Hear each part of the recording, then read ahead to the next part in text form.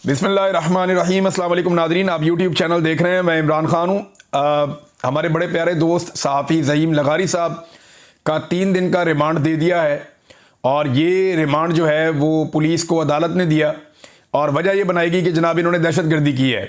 अब ये जो दहशतगर्दी है ये मैं आपको बताता हूँ कि इन्होंने क्या की है। दहशतगर्दी ये की है कि कायद-ए-आज़म मोहम्मद अली जिन्ना का फ़ोटो से नफ़रत कर रही है पाकिस्तान की मौजूदा हुकूमत और जो इस वक्त इस्टेब्लिशमेंट है, और वो कायद-ए-आज़म मोहम्मद अली जिन्ना का फ़ोटो नहीं लगाते। ना वो अखबारात में उन्होंने लगाया यौम आज़ादी पे, ना उन्होंने किसी और जगह पे लगाया। पूरी हुकूमत ने कायद-ए-आज़म मोहम्मद अली जिन्ना के बजाय फील्ड मार्शल आसिम मुनीर साहब का शुक्रिया अदा किया यौम आज़ादी के मौके पर, जैसे उन्होंने पाकिस्तान को आज़ाद करवाया था या एक अलग मुल्क बनाकर दिया था। बानिए पाकिस्तान जैसे कि फील्ड मार्शल आसिम मुनीर साहब हैं, तो वो सारा शुक्रिया इधर अदा हो रहा था। तो पाकिस्तानियों ने और ख़ासतौर पर पाकिस्तान तहरीक इंसाफ ने इस पर कॉल भी दी थी कि कायद-ए-आज़म मोहम्मद अली जिन्ना की तस्वीर लेकर लोग निकलेंगे और अपने अपने सोशल मीडिया पे भी लगाएंगे। अब ये ज़हीम लगारी साहब का कसूर ये है कि ये उसकी कवरेज के लिए निकले और उसकी कवरेज करने के लिए बाहर आए, और जो लोग कायद-ए-आज़म मोहम्मद अली जिन्ना की फ़ोटोज़ लेकर आए थे उनको सोशल मीडिया के ऊपर दिखाया, अपने प्लेटफॉर्म के ऊपर दिखाया, तो इन्हें वहाँ से गिरफ्तार कर लिया गया और इनके ऊपर डाल दिया गया दहशतगर्दी का मुकदमा। आज के दौर में अगर कायद-ए-आज़म मोहम्मद अली जिन्ना होते ना तो मौजूदा एस्टेब्लिशमेंट उन पे भी दहशतगर्दी का मुकदमा डाल देती। वैसे ये ऐसा पहली दफ़ा नहीं कर रहे ये लोग। फातिमा जिन्ना साहिबा के साथ यही किया था। फातिमा जिन्ना को भी इंतशारी करार दिया गया। फातिमा जिन्ना साहिबा के भी घर के जो है वो कनेक्शन काट दिए गए। फातिमा जिन्ना साहिबा का जो है वो ज़िंदगी उनकी अजीरन कर दी गई। उनके साथ जो जो लोग खड़े हुए उनके साथ जुल्म किया गया। कायद-ए-आज़म मोहम्मद अली जिन्ना के साथ क्या किया गया, उनकी एम्बुलेंस के साथ क्या हुआ और उन्हें कहाँ पहुँचाया गया और ज़िंदगी के आखिरी दिन उनके कैसे गुजरे, ये भी पाकिस्तान की एस्टेब्लिशमेंट के रिकॉर्ड का हिस्सा है। तो कायद-ए-आज़म से ना ये सिर्फ सौदा बेचते हैं कायद-ए-आज़म का, और कायद-ए-आज़म को सिर्फ इनको कायद-ए-आज़म से उतना ही प्यार है जितनी कायद-ए-आज़म की फ़ोटो नोट के ऊपर लगी हुई है। उसके अलावा इनका बस चले तो ये अपनी फ़ोटो लगा दें नोट के ऊपर। कायद-ए-आज़म की तस्वीर से इतनी नफरत कि जिन लोगों ने तस्वीर उठाई उन पर दहशतगर्दी के मुकदमे दर्ज कर दिए गए और जज साहब ने भी बगैर कुछ देखे उनका 3-3 दिन का रिमांड दे दिया है। इंतहाई अफसोसनाक और तकलीफ दे बात है। ज़हीम लगारी साहब ने वहाँ खड़े होकर कहा कि मैं तो इनसे नहीं टूटूंगा। उन्होंने कहा ठीक है, मैं जो ये करना चाहते हैं कर ले, मैं इनके सामने नहीं झुकूंगा और मुझे जो सज़ा दी जा रही है वो हम सबको ही पता है। ज़हीम लगारी को सज़ा कभी भी उसकी जर्नलिज्म पे नहीं दी जाती। सज़ा दी जाती है कि ये मरीम नवाज़ को एक्सपोज क्यों करता है। वो जहाँ पे मरीम नवाज़ की कोई करप्शन, कोई चीज़, कोई गलत, वो कोई चीज़ देखते हैं वो निशानदेही करते हैं और इस वजह से उसके खिलाफ कार्रवाई की जाती है। बहुत सारे सहाफ़ियों को और भी इसीलिए निशाना बनाया जाता है। और आजकल जो उन्होंने एक सिलसिला पकड़ा हुआ है जलसों में जाकर ये बताने का कि जनाब इस जलसे के अंदर जो लोग आए हुए हैं उनका PMLN से कितना ताल्लुक है, तो उससे देखें ना PMLN का वो जलसा कर ही नहीं पा रहे। नवाज शरीफ जलसा नहीं कर पा रहा, जो नून लीग का सबसे बड़ा लीडर है जिसके नाम के ऊपर यह जमात है मुस्लिम लीग नवाज शरीफ जलसा नहीं कर पा रहा, तो कोई और क्या करेगा। अब उनके जो नवाज शरीफ साहब के जूनियर्स हैं वो कोशिश करते हैं कहीं पे छोटा मोटा कोई प्रोग्राम करने की, ये कैमरे लेकर पहुंच जाते हैं, वहां जाके लोगों से पूछते हैं जी आपका इनसे क्या ताल्लुक है, वो कहते हैं मैंने जानते ही नहीं। आप यहाँ क्यों आए हैं जी, हम तो रोटी खाने आए हैं। नहीं तो आप किसके साथ हैं जी, हम इमरान खान के साथ हैं। अब जब उनके जलसों के अंदर से इस तरह के इंटरव्यू ज़हीम लगारी साहब करेंगे या वो आगा शेख सरवर साहब करेंगे तो फिर इनके खिलाफ निज़ाम इसी तरह पागल होकर पड़ जाएगा। अब क्योंकि इस वक्त जो मौजूदा हुकूमत है उसको एस्टेब्लिशमेंट का पूरा आशीर्वाद है, बल्कि ये एस्टेब्लिशमेंट नहीं बनाई है और उन्हीं की हुकूमत है, लिहाजा एस्टेब्लिशमेंट नहीं चाहती कि उनके बंदों के लिए परेशानी पैदा हो, तो एस्टेब्लिशमेंट भी फ्री हैंड लेके इनके पीछे पड़ी हुई है। अब ये जनाब पाकिस्तान में सूरत हाल है और इसकी सज़ा ये लोग काट रहे हैं। बहरहाल कब तक ये जुल्म करेंगे, एक दिन आएगा जुल्म की ये रात ढल जाएगी और एक ऐसा सवेरा होगा जो हम सारे पाकिस्तानी देखेंगे और पाकिस्तान में इंशाल्लाह सहाफ़त भी एक दिन आज़ाद हो जाएगी। अब जिस मरीम नवाज के खिलाफ ये तनकीद करते हो उनकी तरह हालत चेक करें आप। चले किसी और की नहीं, मैं इन लोगों का एक हमायती है साजिद तारड़ साहब, उन्हीं का ट्वीट निकाल के मैं आपको पढ़ के सुनाता हूं कि वो क्या कह रहे हैं और अंदाज़ा करें आप इनके हालात कहां पे पहुंच गए हैं बेचारों के। ये देखें आप, साजिद तारड़ साहब पूछ रहे हैं कि बड़े मिच्योर जर्नलिस्ट ने उनको रिपोर्ट किया, उनको बताया कि पंजाब की जो चीफ मिनिस्टर है वो जापान चली गई है एक एक्सपो को अटेंड करने के लिए। एक एक्सपो लगी हुई है जापान में, बहुत सारे लोग दुनिया से जा रहे हैं। मुझे भी कुछ दोस्तों ने दावत दी थी कि आप भी आएँ, आके देखें, बड़ी ज़बरदस्त एक्सपो होती है। तो वो कह रहे हैं जी कि वो एक्सपो देखने के लिए चले गए हैं। ये होती रहती हैं, जापान में होती हैं, चाइना में होती है, चाइना में सुना फिर आने वाली है। वो दोस्त कह रहे थे वहाँ जाना चाहिए, जाकर देखना चाहिए। और दुनिया में, दुबई में होती है, बहुत सारी जगहों पे होती है, यूरोप में होती है एक्सपोज। तो वो ये कहते हैं जनाब जापान में कोई एक्सपो है जो अटेंड करने के लिए मरीम नवाज साहब कुछ 40-50 लोगों का डेलीगेशन लेकर हुकूमत की जानिब से वो पहुंच गए हैं वहां पे, और साथ उनके जो है वो उनके जाती मुलाजमीन भी गए हैं और मेकअप आर्टिस्ट भी गए हैं, यानी जाती मुलाजमीन भी, मेकअप आर्टिस्ट भी। और ये गए किस खर्चे में? सरकारी खर्चे में सारे के सारे पहुंच गए। कहां पे? जापान में। और ये मुगल अंपायर उन्होंने करार दिया कि जनाब अभी तक पाकिस्तान के अंदर IMF के खर्चे पे एक मुगल अंपायर चल रही है, क्या कोई इसका जवाब दे सकता है? वो जवाब किसने देना है? अदालतों से आप पूछ सकते हैं ये चीज़ें, अदालतें पूरी तरह से जो है वो कंप्रोमाइज्ड हैं। अवाम इसका इंतकाम ले सकते हैं वोटों के ज़रिए से। एस्टेब्लिशमेंट वोटों की गिनती नहीं होने देती, वो जाली फॉर्म 47 जारी कर देती है। और एस्टेब्लिशमेंट जो है वो खुद इस वक्त मरहून मिन्नत है इन सरकारी मुलाजमीन की या इन सारे टाउट्स की। वजह यह है कि एस्टेब्लिशमेंट अकेली रहती है तो वो भी बर्बाद हो जाती है। और मामला सिर्फ इमरान खान साहब का है कि जिस दिन इमरान खान साहब शिकस्त तस्लीम कर लेंगे उस दिन ये सारे तगड़े हो जाएंगे। उससे पहले ये एक दूसरे के सहारे ही चलते रहेंगे जैसे ये लोग इस वक्त तक चल रहे हैं। और अभी एक और खबर भी आई है नाज़रीन, जरा ये खबर देखें, ये बड़ी इंटरेस्टिंग है मरीम नवाज साहिबा के हवाले से कि खर्चा कितना किया है इन्होंने। यानी जो सरकारी दस्तावेजात हैं उनके मुताबिक वज़ीर आला पंजाब मरीम नवाज का जापान का दौरा 10 करोड़ का तखमीना, मगर 16 करोड़ रुपए एडवांस मंजूर कर लिए गए। बहुत ही लग्जरी होटल्स के अंदर ठहरी, मर्सिडीज गाड़ियां बड़ी कीमती वाली इस्तेमाल की, कीमती तोहफे जो हैं वो वसूल किए और दिए गए, और कालीन, शॉल, मेज और बहुत सारी चीज़ें शामिल हैं। यानी मौजां लगी हुई हैं नदियाँ, और सरकारी पैसे के ऊपर ये लोग अय्याशी कर रहे हैं। वाकई इनका जो अंदाज है वो मुगल हुक्मरानों वाला है, ये कोई गरीब मुल्क वाला तो इनका अंदाज है नहीं। और ये पैसा किसका है? IMF का है। और ये वापस किसने करना है? मैंने करना है, आपने करना है। पाकिस्तानियों ने ये पैसा वापस करना है। इन्होंने, इनके बाप ने भी ये किया, इनके चाचा ने भी ये किया, अब ये खुद भी यही करने आ गई है। तो इनकी 2-3 नस्लों की ये ट्रेनिंग है कि इन्होंने अवाम के पैसे के ऊपर अय्याशियां करनी है, लुटमार करनी है, अपने कारोबार को बढ़ाना है, और उसके बाद अवाम ने वो पैसा वापस करना है। और अगली दफा इन्होंने फिर नारे लगाकर आ जाना, और अवाम से कमीशन खाने के लिए ये ऐसे मंसूबे लेकर आते हैं जिनमें कमीशन इनको बैरून मुल्क मिल जाती है। मिसाल के तौर पे बड़े बड़े स्ट्रक्चर्स बनाएंगे, बहुत बड़ी बड़ी इमारतें खड़ी कर देंगे, बहुत अजीबोगरीब किस्म की वो चीज़ें ले आएंगे पाकिस्तान में जिनकी पाकिस्तानियों को ज़रूरत नहीं है। पाकिस्तानियों को तालीम चाहिए, रोटी चाहिए, टेक्निकल एजुकेशन चाहिए, चादर और चारदीवारी का तकद्दुस चाहिए, और पाकिस्तानियों को जो चीज़ें चाहिए वो चीज़ें नहीं दे रहे। यहाँ पे 45% पाकिस्तानी गुर्बत की लकीर से नीचे चले गए हैं और इनकी अय्याशियाँ ख़त्म नहीं हो रही।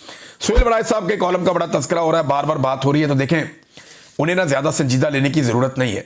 उनकी ये पुरानी आदत है, वो हमेशा से जो हाजिर ड्यूटी अफसरान होते हैं उनकी खुशामद करते हैं, हमेशा से उनकी गेम चुक कर रखते हैं। जो भी जर्नैल इस वक्त मौजूद होगा इक़्तिदार में, सुहेल बड़ाई साहब का फेवरेट होगा, और वो उसके लिए नहायत ही बाअदब और बड़े शानदार अल्फाज उसको हमेशा वो खराज तहसीन पेश करेंगे। लेकिन जब कोई जर्नैल रिटायर हो जाता है तो उसके बारे में कुछ बातें करके वो अपने आप को इनकलाबी भी साबित कर देते हैं। 2019 का एक कॉलम देखें, यानी नवाज शरीफ साहब से इनकी वाबस्तगी कैसी है और मियाँ साहब से सुहेल बड़ाई साहब कितना प्यार करते हैं, ज़रा देखें आप। आज इमरान खान की जेल आपने देख ली कैसी काट रहा है। अब ज़रा आप नवाज शरीफ की जेल के बारे में 2019 में जब नवाज शरीफ डील कर रहे थे और डील करके फौरी तौर पर बरतानिया पहुंच गए थे, उस वक्त का सुहेल बड़ाई साहब का डील से बिल्कुल चंद दिन पहले का ये कॉलम ज़रा चेक करें आप। उसने जेल के अंदर मुदाफियाना मज़ामत शुरू कर रखी है। वो हरफे शिकायत ज़बान पर नहीं लाता, बीमारियों का इलाज करवाने को तैयार है, अस्पताल शिफ्ट होने को तैयार नहीं है, वो हुकूमत की मर्जी की डील करने को भी तैयार नहीं है। वो हमेशा से ज़िद्दी था, अब भी ज़िद्दी है। खामोश हो गया मगर मौक़िफ़ बदलने को तैयार नहीं। वो जारहियत नहीं कर रहा मगर सरेंडर करने को तैयार नहीं। वो ताहाल जीत नहीं सका मगर वो शिकस्त तस्लीम करने को तैयार नहीं। ये जनाब 2019 में सुहेल बड़ाई साहब ने ज़मीन आसमान के खिलाफे नवाज शरीफ साहब के मिलाए हुए थे। अस्पताल नहीं जाएगा, नवाज शरीफ साहब अस्पताल पहुंच गए, पूरा टब्बर अस्पताल पहुंच गया उनका। बाहर ख्वाजा आसिफ कहते हैं 100 बंदा नहीं आता नवाज शरीफ को देखने के लिए। तो ये नवाज शरीफ साहब की लाहौर में हालत थी। फिर वो कहते हैं अस्पताल शिफ्ट होने को तैयार नहीं, वो अस्पताल शिफ्ट भी हो गया। वो डील करने को तैयार नहीं है, वो डील करके भी निकल गया। वो हमेशा से जिद्दी था, अब भी जिद्दी है। कौन सी जिद है? जूते पॉलिश करना शुरू कर दिया उसके बाद। खामोश हो गया मगर मौक़िफ़ बदलने को तैयार नहीं। और भाई वो खामोश इसलिए हुआ और उसकी बेटी, क्योंकि उनकी डील हो रही थी एस्टेब्लिशमेंट के साथ। उन्हें कहा गया था कि ट्विटर पे या कोई स्टेटमेंट तुमने देना नहीं है, तो उन्होंने बयान देना बंद कर दिए थे। सरेंडर करने को तैयार नहीं है और सारा कुछ सरेंडर करके 50 रुपए का स्टाम्प पेपर लिख के दिया अदालत में, फिर पाकिस्तान से निकलकर बाहर गया प्लेटलेस गिराकर। वो ताहाल जीत नहीं सका मगर शिकस्त तस्लीम करने को तैयार नहीं है। हद हो गया। इमरान खान के बारे में लिखते हैं कि खान साहब आप माफी क्यों नहीं मांगते? खान साहब अल्लाह का वास्ता आप माफी मांग लें। खान साहब अल्लाह का वास्ता, रब का वास्ता, पता नहीं कौन कौन से वास्ते खान साहब को डाल देते हैं, पाकिस्तान का वास्ता डाल देते हैं कि खान साहब आप माफी मांग लें। ये सुहेल वड़ाइच का कॉलम आता है। नवाज शरीफ के दौर में कॉलम आता है वो ताहाल जीत नहीं सका मगर वो शिकस्त तस्लीम करने को तैयार नहीं। यानी ये सुहेल वड़ाइच साहब की टोटल जो सहाफत है वो आपको यहां पे इन चंद जुमलों में पता चल जानी चाहिए। इन्होंने तो इलेक्शन से एक दिन पहले कह दिया था कि जनाब नून लीग की हुकूमत बन रही है, बहुत बड़ी वाज़ेह अक्सरियत आ रही है, पीपल्स पार्टी की अपोजिशन बन रही है और तीसरे नंबर की जो जमात होगी पाकिस्तान में वो पीटीआई होगी। ये एक दिन पहले का इस महा तज्जियाकार का तज्जिया है सुहेल वड़ाइच का, इलेक्शन से एक दिन पहले का। सुहेल वड़ाइच का इलेक्शन से एक दिन पहले का जो महा तज्जिया था वो ये था कि पहले नंबर की जमात नून लीग, सादा अक्सरियत, वो हुकूमत बना लेंगे। दूसरे नंबर की जमात जो है वो पीपल्स पार्टी, बिलावल जो है वो अपोजिशन लीडर बनेगा। और तीसरे नंबर की घटिया तरीन जमात, फारग तरीन, पीटीआई। अगले दिन लोगों ने वो लितरॉल की अगले दिन लोगों ने कि पाकिस्तान की सबसे बड़ी वाज़ेह अक्सरियत के साथ, 2/3 अक्सरियत के साथ अवाम ने वोट डालकर पाकिस्तान तहरीक इंसाफ को जितवा दिया। फिर इनके मालिकों ने इतनी धांधली की कि टका के धांधली करने के बावजूद पाकिस्तान तहरीक इंसाफ को फिर भी ये 90 सीटों से नीचे नहीं ला सके और फिर भी पाकिस्तान तहरीक इंसाफ कौमी असेंबली में सबसे बड़ी जमात बनकर गई। ये तो इनका टोटल तज्जिया या औकात है। और ये इतनी इधर उधर ऐवानों के अंदर बैठ के वज़ीर आज़म के साथ फोटो ले लिया, इसके जहाज में फिर लिया, उसके हेलीकॉप्टर में बैठ गए, उसके पास नाश्ता कर लिया, उसके पास खाना खा लिया, रात का खाना वहां पे तय वहां पे खा लिया, फलाने ने मुफ्त टिकट दे दिया, फलां जगह पे ट्रैवल कर लिया। ये इतनी सहाफत है बस।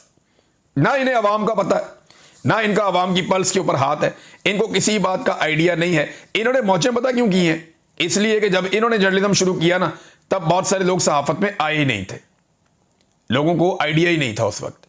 और जब नौजवान सहाफत में आए वो लोग जिन्होंने सच्चाई का सामना किया और सच्चाई को बयान करना शुरू किया, तो इन जैसे लोग जो है बहुत बुरी तरह एक्सपोज हो गए। नाज़रीन, एक स्टेटमेंट आया डॉक्टर उस्मान जो जबरी तौर पे लापता हो गया था अगस्त के दूसरे हफ्ते में, अब अगस्त के तीसरे हफ्ते में उसका स्टेटमेंट आया। एक एतराफ़ी बयान है जिसमें वो ये कह रहा है कि उसने आला तालीम याफ्ता होने के बावजूद दहशतगर्दों की सहूलतकारी की है और ये रास्ता चुना है। फिर उसने 2-3 वाक़यात भी बताए। फिर कायद-ए-आज़म यूनिवर्सिटी में, पेशावर यूनिवर्सिटी में वो पढ़ा है, 18वें ग्रेड का लेक्चरर है। लेकिन चंद सवालात यहाँ पैदा होते हैं। एक तो ये है कि अगर ये बंदा दहशतगर्दों की सहूलतकारी कर रहा है तो भाई कानून के मुताबिक गिरफ्तार करो ना, अदालत के अंदर पेश करो ना, अदालत के अंदर जाकर ये बंदा स्टेटमेंट दे। ये क्या तरीका है कि अदालत के अंदर वो बंदा पेश हुआ नहीं, मीडिया को पहले एक वीडियो जारी कर दी और वज़ीर आला ने उसके ऊपर एक प्रेस कॉन्फ्रेंस भी कर दी। मामला यह है कि किसी भी शख्स को आप जबरी तौर पे लापता करें तो उससे जो मर्जी स्क्रिप्ट आप पढ़वा लें। अब अगर आप वो वीडियो देखें तो उसके अंदर एडिटिंग भी है। अगर इस आदमी ने वाकई ये सारा कुछ इस तरह हुआ है तो मीडिया को बुला के सामने बैठाते कि जनाब आए और बैठे। इन्होंने एहसानुल्लाह एहसान का एक इंटरव्यू करवाया था ना सलीम साफ़ी से, तो मैंने ISPR से कहा जी मेरा भी एक इंटरव्यू करवाएं, तो उसके बाद उन्होंने फ़ोन सुनना बंद कर दिया उस बंदे ने जो इंटरव्यू करवा रहा था। उन्हें नहीं इमरान भी हम करवाते हैं आपका, लेकिन फिर उसके बाद पता चला एक दिन कि एहसानुल्लाह एहसान साहब चले गए हैं, कहीं चले ही गए हैं। तो ये जनाब फिक्स मैच ऐसा लगता है करते हैं। जबरी तौर पे लापता करना किसी सूरत भी कोई ऑप्शन हो ही नहीं सकता। जबरी गुमशुदगी, एक आदमी को जबरी तौर पे लापता कर दिया। मिसाल के तौर पे थोड़ा सा पहले हमने वीडियो देखी जहां पे पाक फौज के कुछ ऑफिसर पकड़े गए थे, तो वो वही कुछ बोल रहे थे ना जो उनको वहां पे दहशतगर्द कह रहे थे। वो तो दहशतगर्दों के खिलाफ कोई बात नहीं कर रहे थे, बल्कि वो बातें कर रहे थे जो दहशतगर्द सुनना चाहते थे या कहलवाना चाहते थे। तो अगर कोई आदमी किसी जबरी तौर पे लापता हो जाए या इलीगल डिटेंशन में हो, किसी के पास जबरी तौर पे उसे गुमशुदा किया गया हो, तो उसका जो स्टेटमेंट आए उसकी वो कानूनी हैसियत नहीं होती। कानूनी हैसियत उस चीज की होती है जो कानून के मुताबिक चीजें होंगी। भी इसको हमने गिरफ्तार किया था, ये कानूनी तौर पे इसकी गिरफ्तारी है। उसके बाद हमने फलां हकायक चेक किए थे, इससे फलां चीज हमने बरामद कर ली है। मजीद काम हमने ये करना है, हम इसको अदालत में पेश कर रहे हैं, इस बंदे का अदालत में स्टेटमेंट ले लिया जाए। ये तो है कानूनी तरीका। अब गैर कानूनी तरीके से आप करेंगे तो आप जितना मर्जी अच्छा काम भी करेंगे उसके अंदर भी महंगे डाल जाएगी, और डलनी भी चाहिए, क्योंकि जो काम कानूनी जवाब नहीं रखता उसको आप कोई भी अहमियत नहीं दे सकते। नाज़रीन, इमरान खान साहब का केस जो है वो कल सुबह 9 बजे लगेगा और सुप्रीम कोर्ट ऑफ पाकिस्तान में लगेगा। 9 मई के हवाले से उनका केस लगेगा। पाकिस्तान तहरीक इंसाफ के जो वकला हैं उनका एक बड़ा इम्तिहान है कि वो इमरान खान साहब के केस को कैसे अदालत के सामने रखते हैं। यहाँ पे झूठे गवाह हैं, यहाँ पे एक मेज़ के नीचे छुपा हुआ है, कोई सोफे के नीचे, कोई पर्दे के पीछे, ये किस तरह के गवाह है ये सारा मामला। बल्कि मैं ये बार बार कहता हूँ कि वो टेबल उठाएं, सुप्रीम कोर्ट ऑफ पाकिस्तान लेकर जाएं और याह्या अफरीदी के सामने रख दें कि जनाब बताएं, ये गवाह को बुला के उसे कहें टेबल के नीचे छुप के दिखाए, इस टेबल के नीचे गवाह को घुसा के दिखाएं, आप हमें पूछें याह्या अफरीदी साहब से।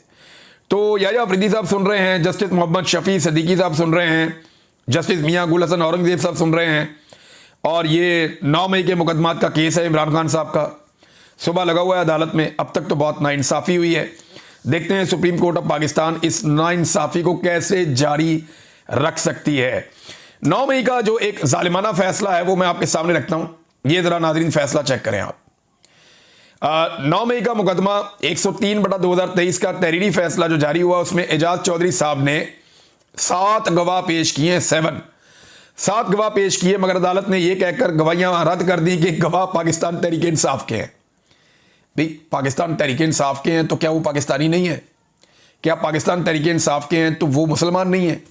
क्या वो पाकिस्तान तहरीक इंसाफ के हैं तो वो इसके साथ ये शर्त हो गया जो भी पाकिस्तान तहरीक इंसाफ में होगा उसकी गवाही कबूल नहीं की जाएगी? भाई ये क्या क्राइटेरिया है कि वो तहरीक इंसाफ के हैं? और रद्द कर दी गवाहियां, और उसके बाद कहा जी जबकि सरकारी एहलकारों की गवाही तस्लीम कर ली गई। भाई वो भी तो सरकार के हैं ना, सरकार मुद्दई है, तो सरकार की गवाही भी आप ना माने कि जनाब ये आपके ताल्लुक वाले हैं, ये तनख्वाह ले रहे हैं आपसे, लिहाजा इनकी गवाही हम नहीं मानते। आयशा भुट्टा और इमरान खान के गार्ड हाफिज अरशद को सिर्फ नारे लगाने पर 10-10 साल की सजा दी है इन अदालतों ने। ये अदालतें अपने पांव पे खुद कुल्हाड़ा मार रही हैं, अदलिया की तकरीम खत्म हो रही है, और जजों को तो परवाह ही नहीं है इस बात की, ज्यादातर कंप्रोमाइज होकर लगे। जो सुप्रीम कोर्ट ऑफ पाकिस्तान का चीफ जस्टिस है वो कभी सवाल ही पैदा नहीं होता था चीफ जस्टिस बन जाता अगर 26वीं आईनी तरमीम ना होती। तो 26वीं आईनी तरमीम के नतीजे में वो चीफ जस्टिस बना है, उसके बाद मौजा ही मौजा। अब जितने जज ज्यादातर बिठाए गए हैं वो सारे के सारे इस सिस्टम के बेनिफिशियरी हैं और वो सिस्टम को वापस डिलीवर भी कर रहे हैं। नाज़रीन, एक वीडियो में देख रहा था, पाकिस्तान तहरीक इंसाफ के एक कारकुन हैं, उनका नाम है असलम बशीर। उनके घर से 14 अगस्त की एक वीडियो आई है और उसके बाद एक छोटी सी बच्ची है उनकी, पुलिस ने छापा मारा, सारी चीज़ें तोड़ दी, तबाही फेर दी घर के अंदर। वो छोटी सी बच्ची की मैंने बातें सुनी है, मैं हिलकर रह गया हूं।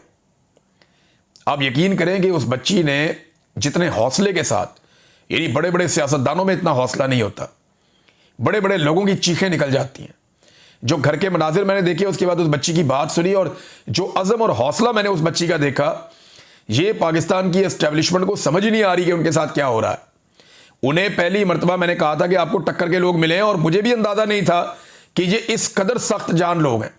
उस बच्ची की बातें सुनने के बाद अगर एस्टेब्लिशमेंट को आप ये बातें सुनाए ना तो उन्हें खौफ आना चाहिए कि पाकिस्तान कहां पहुंच गया है और पाकिस्तानी उनके बारे में क्या सोचते हैं।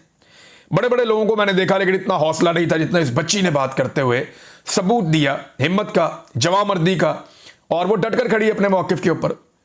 और उसका पूरा घर तोड़ा हुआ है, उसकी वालदा को धमकियां लगाई, खवातीन के साथ वहां बदतमीजी की पुलिस ने, और बच्चों के साथ बदतमीजी की, लेकिन इसके बावजूद बच्चों का हौसला आप देखें कि वो कैसे खड़े। और पाकिस्तान पे जो नमूने मुसल्लत किए गए हैं उनके हवाले से एक बड़ी इंटरेस्टिंग चीज़ आई। गिलानी का बेटा हैदर गिलानी, अली हैदर गिलानी, उसका नाज़रीन ज़रा आप स्टेटमेंट चेक करें। ये स्टेटमेंट आप सुनेंगे तो आप हैरान हो जाएंगे। ये अली हैदर गिलानी है, यूसुफ रज़ा गिलानी का बेटा। वो ये कहता है कायदे आज़म से किसी ने पूछा कि आप मुल्तान नहीं जाते, आप लंदन भी जाते हैं, कराची भी जाते हैं, मुल्तान नहीं जाते। तो वो कहता है जी कि कायदे आज़म ने कहा कि मुल्तान में मेरी सूरत में गिलानी मौजूद है। यार कायदे आज़म ने तो बख्श दो भाई, यानी आप अंदाज़ा करें कि ये हर चीज़ अपने खाते में डाल लेते हैं। भाई कहाँ गिलानी, कहाँ कायदे आज़म। कायदे आज़म एक उसूलों का मीनार, गिलानी कभी इसको पैसे दे, कभी उसको पैसे दे, कभी उससे पैसे ले। एक बच्चा इनका फिडरेन के केस में था, वालिद जो है वो एक हार लेके चले गए थे। और इसके अलावा आप ये भी देखें ना कि एक बेटा जो है वो अरकान असेंबली को, उसकी वीडियो मौजूद है, वो पैसा बांट रहा है और उनसे वोट खरीद रहा है। कि हमारा बाप जो है वो सेनेटर बन जाए। तो ये कहाँ गिलानी, कहाँ कायदे आजम, खुदा का नाम लें। अब तारीख को मसक करते करते अब तारीखी शख्सियात के ऊपर भी इन्होंने अटैक कर दिया है। और हालात पाकिस्तान में नाजरीन ये है कि इस वक्त मुल्की तारीख में पहली मरतबा 50% कपास की फैक्ट्रियां गैर फाल या बंद हो चुकी हैं। वजह यह है कि रुई फरोख्त नहीं हो रही, और इसकी एक सबसे बड़ी वजह क्लाइमेट चेंज है, क्योंकि बारिशें बड़ी बेवक्त हो रही हैं, बहुत अजीब तरीके से हो रही हैं। उसकी वजह से आपकी रुई की फसल बहुत मुतासिर हुई है। पहले ही पाकिस्तान में कपास की बहुत शॉर्टेज है, लगातार इसकी पैदावार कम हो रही है, और क्लाइमेट चेंज की वजह से एक और बड़ा नुकसान हुआ है, जबकि गवर्नमेंट के पास इन चीज़ों से निपटने का किसी किस्म का कोई सलूशन नहीं है। पंजाब हुकूमत की हालत यह है कि मरियम नवाज साहबा योकोहामा हॉल, ये एक है योकोहामा टाउन हॉल, वहां पे गए दौरा करने के लिए कि देखें वहां पे जिद्दत जो है उसको हम पाकिस्तान में लेकर आए। और भाई जापान दुनिया से 50 साल आगे चल रहा है, वो यूरोप से आगे चल रहा है, अब जापान ही पहुंच गए सीधा कि आपने पाकिस्तान को जापान बनाना है। वहां पे उनकी तरफ से 3 बंदे थे और इनकी तरफ से दर्जनों बंदे थे। मरियम नवाज के वफद में दर्जनों लोग थे, और वहां जो योकोहामा हॉल है उनकी जानिब से सिर्फ 3 लोग थे। अब यहां से आपको पता चलना चाहिए कि कौमें बनती कैसे हैं। उन्हें आइडिया है कि भाई जितना काम है उतने लोग जाएं। ये यहां से खर्चे करके जनाब भर के पूरी बारात लेकर पहुंचे हुए हैं जापान में सैर सपाटे के ऊपर। हैरत होती है वैसे मुझे। नाज़रीन, बाकी खबरें आपके साथ अगले वीलॉग में शेयर करता हूं। अब तक के लिए इतनी, अपना ख्याल रखिएगा, अपने चैनल का भी। अल्लाह हाफ़िज़।